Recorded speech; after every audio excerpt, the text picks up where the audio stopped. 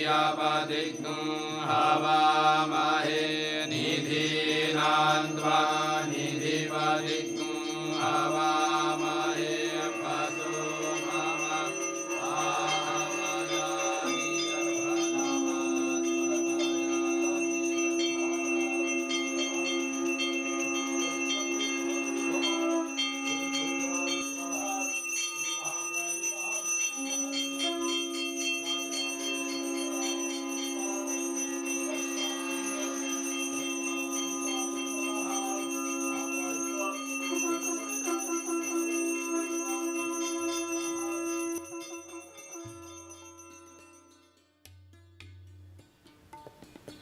Swami Nityananda was born in Mumbai, India in 1962.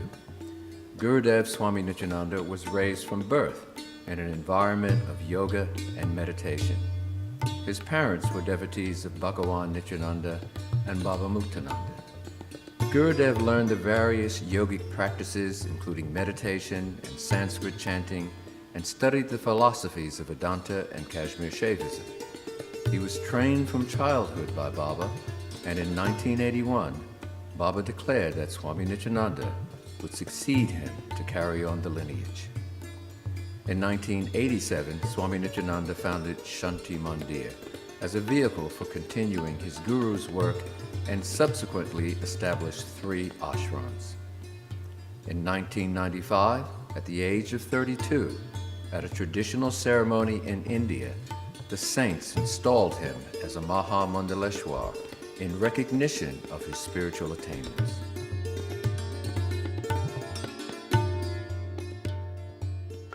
In India, we have many festivals all throughout the year. There's probably not a month where we don't have something. The Navratri, or the 9 nights of the goddess, is how it's called. It comes twice a year or every month if you're a really arduous devotee. But definitely in the month of October, which is the autumn month in the northern hemisphere, or in the month of April, which is the spring again in the northern hemisphere. These are the 2 times where people take 9 days of their daily schedule and just pray. It is connecting to that divine energy as Durga, one who annihilates all our negativity, Lakshmi, who brings in abundance, and Saraswati, who bestows wisdom upon us. Because I tell people that if you have abundance, you need to know how do I use it in life.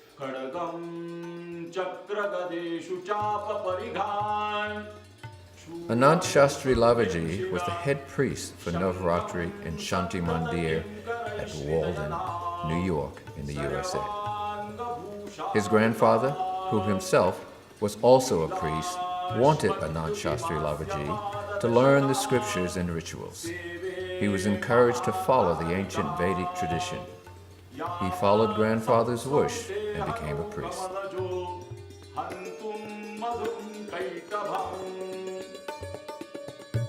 Durga, in the form of Shakti energy, and this energy exists in everyone, whether he is a human being, animal, or anybody.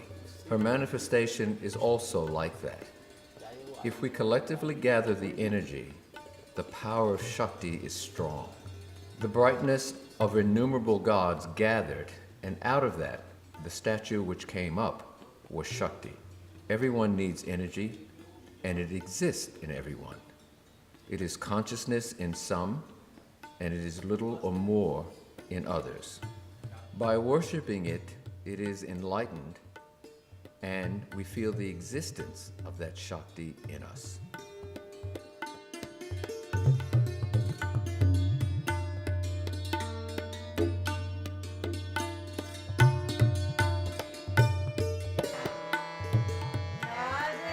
Devayani was born in 1964 in California. She was introduced to yoga by her mother at an early age.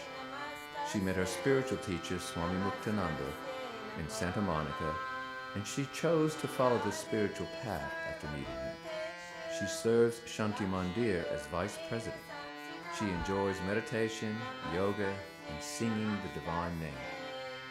She has traveled to many countries around the world with Swami Nityananda? I would say that we start preparing for that a couple of months before, and it begins where everything is very, like on a physical level, everything is cleaned very thoroughly, all of the spaces.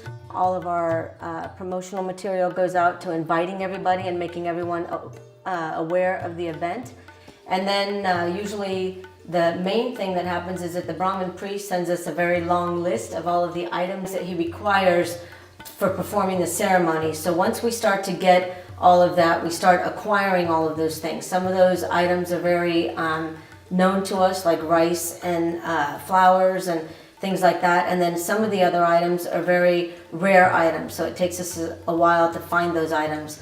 And as we start to prepare all of that, I would say we're also preparing our minds for that which is about to take place. So it's like you have the external part of the event, and then I think there starts to become a very nice enthusiasm and an excitement from within about welcoming the goddess, about settling into the festival for 9 days, and then being able to observe and participate in everything that the priest does. A lot of it has to do with listening. So when they chant all of the mantras and all of that, it's listening and just allowing those mantras, those syllables, the sound to take us to a very, very deep place within ourselves. So I would say a main piece of it would be readying ourselves for the occasion and making ourselves open and ready to accept and embrace all that's going to take place.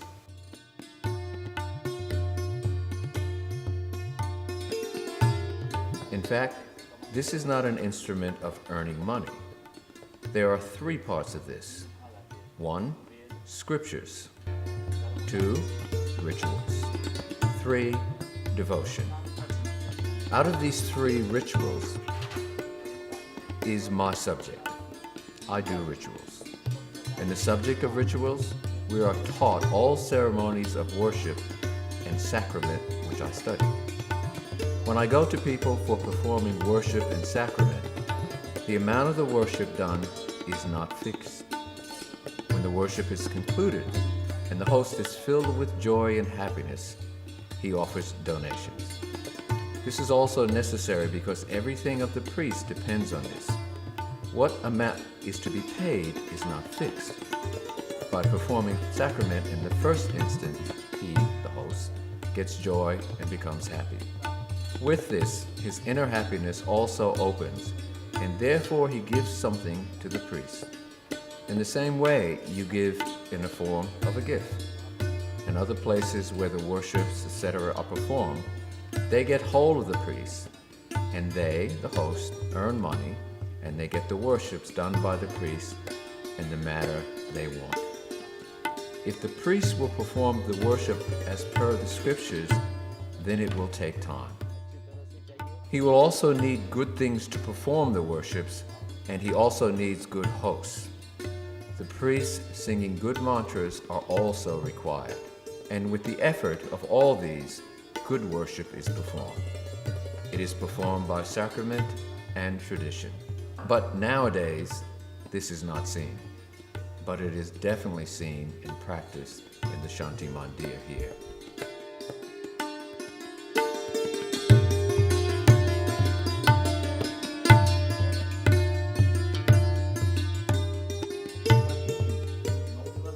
Every day, for 9 days, the goddess is worshipped. She is given a bath in the morning and in the evening. She is dressed, offered garland, and while doing these, the praise of the scriptures, which is her favorite, are chanted. The mantras of mythology and the suktis, the aphorisms, ethology are chanted, and with these she is worshipped every day. And on the last day, that is on the 8th day, the fire ceremony is performed. That means the fire is lit. It is not lit for nothing. In Havan, in a form of a body, a kund, furrow, is made. Bricks are kept around in the middle of it. The kund is made, which is considered to be the body. The center part is considered as the abdomen. The fire is installed in it in the form of a soul. the fire is considered as a form of the deity we worship.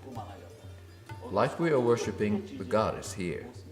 Therefore, the fire is considered the form of the goddess, and her favorite things are offered to her.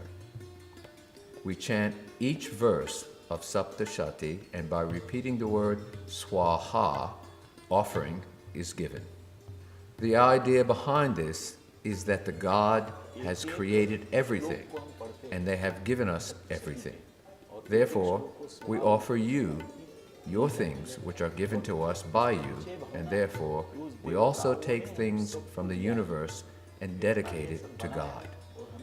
We wish that the cycle continues. We had offered you, we are offering you, and in return, we wish it from you.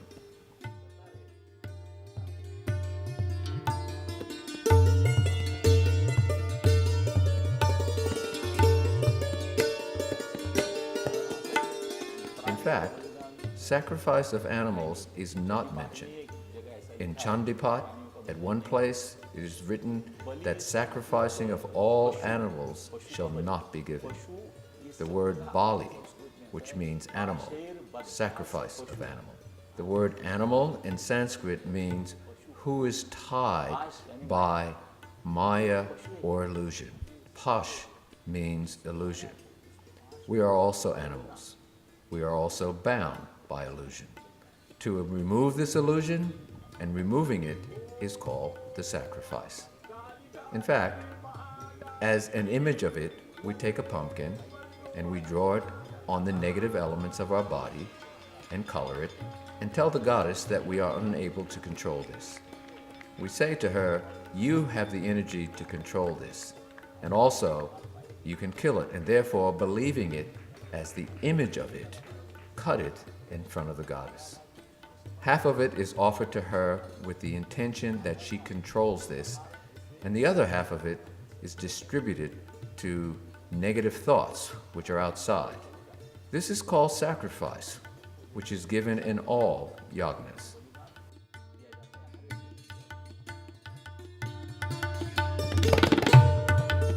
Commercial ventures, we focus a lot more on how much sales they're going to make. They're going to sell tickets to events like this.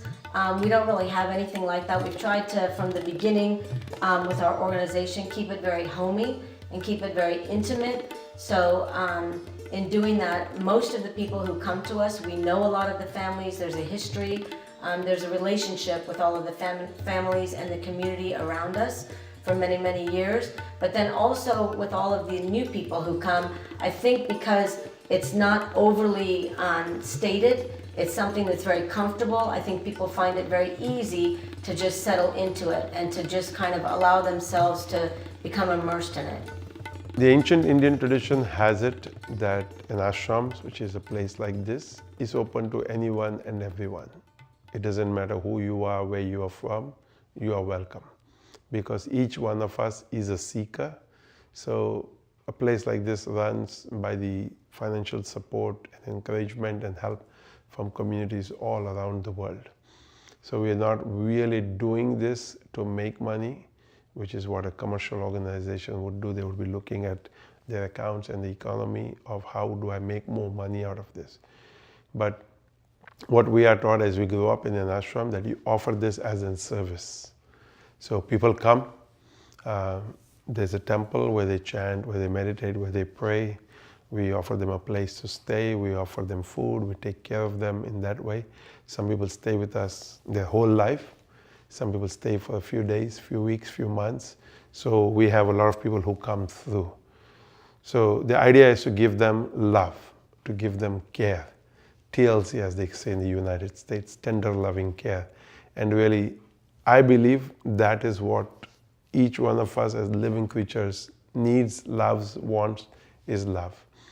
We got this a lot from our master, Swami Muktananda, and in turn, we share that.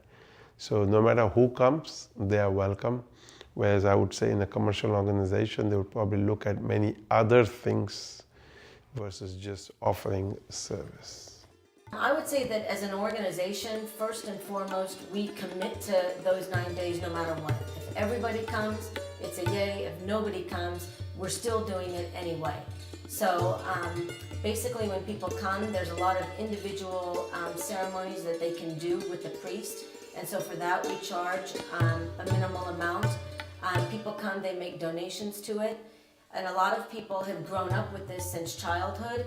So they're interested in like funding or sponsoring a lot of the items that is brought. So whether it's the clarified butter known as ghee that we use for a fire ceremony, whether it's the rice and the grains for all of the food that we prepare during those days. So I think it's something that's been a tradition for many, many years. So people basically have a familiarity with it.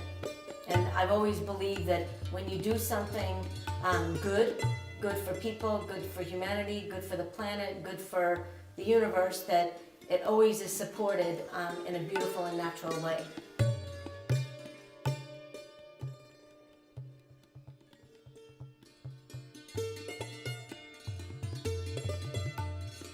For me, I would say I would consider it an honor. I would consider it a privilege to be part of the festival, because it's something where when you welcome that presence or when you welcome that energy is no different from what it is externally to what it is within each one of us.